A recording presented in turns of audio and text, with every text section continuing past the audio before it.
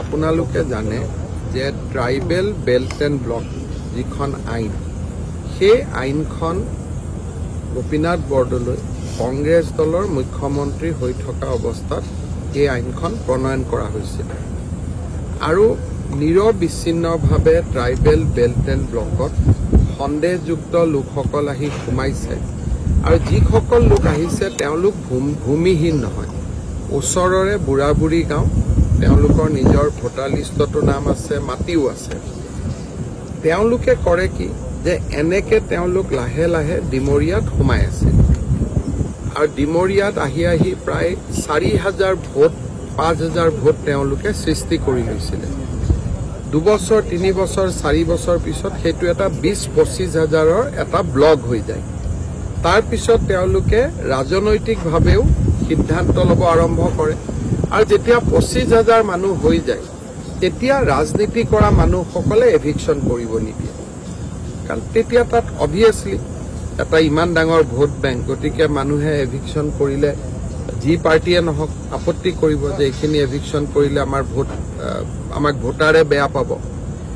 আৰু এই যে মাটি লৈ আহে কিছুমান দালালে মাটি লৈ আহে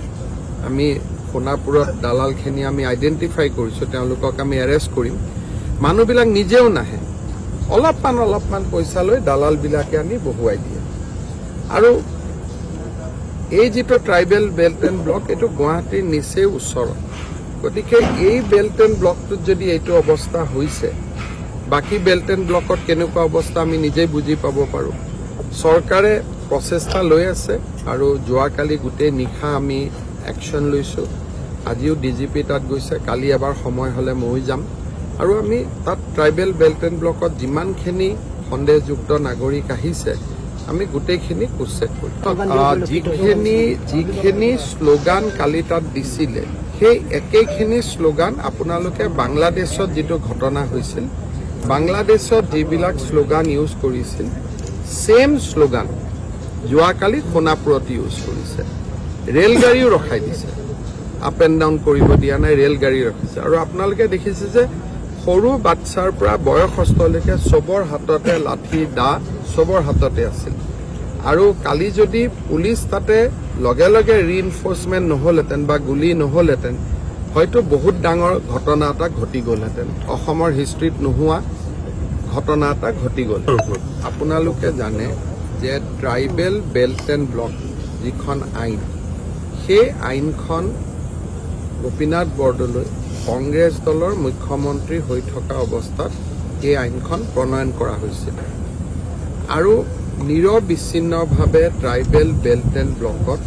সন্দেহযুক্ত লোকসকল আহি সোমাইছে আৰু যিসকল লোক আহিছে তেওঁলোক ভূমিহীন নহয় ওচৰৰে বুঢ়া বুঢ়ী গাঁও তেওঁলোকৰ নিজৰ ভোটাৰ লিষ্টতো নাম আছে মাটিও আছে যিকোনো খবৰৰ বাবে যোগাযোগ কৰক 7099017330 অথবা 7099017390 নম্বৰত